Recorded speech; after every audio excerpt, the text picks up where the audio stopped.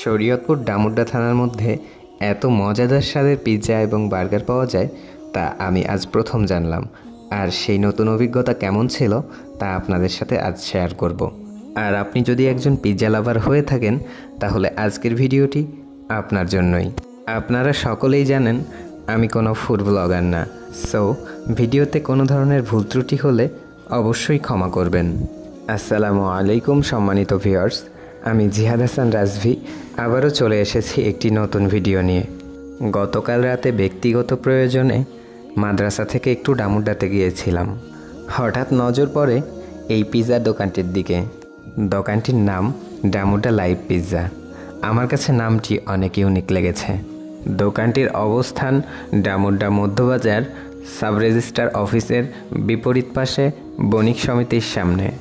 এত সুন্দর একটি পিৎজা কিভাবে তৈরি করা হয় তা আজকের ভিডিওতে তুলে ধরার চেষ্টা করেছি। স্ক্রিনে যেই ভাইটিকে কাজ করতে দেখছেন তিনি হচ্ছেন দোকানের ওনার।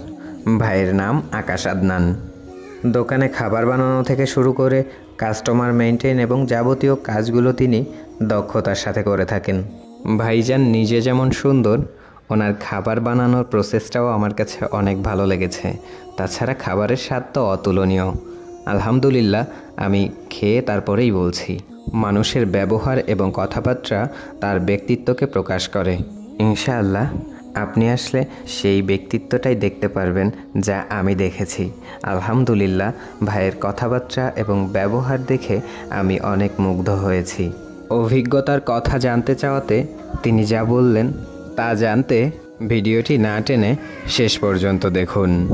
দোকানটিতে আপনারা বিভিন্ন সাইজের পিৎজা সহ বার্গার, স্যান্ডউইচ এবং চাউমিন পেয়ে যাবেন, তাও আবার খুবই রিজনেবল প্রাইজের মধ্যে।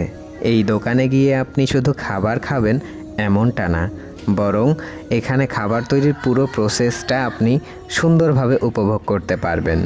অল্প কিছুক্ষণ সময়ের মধ্যেই পিৎজা তৈরি হয়ে গেল।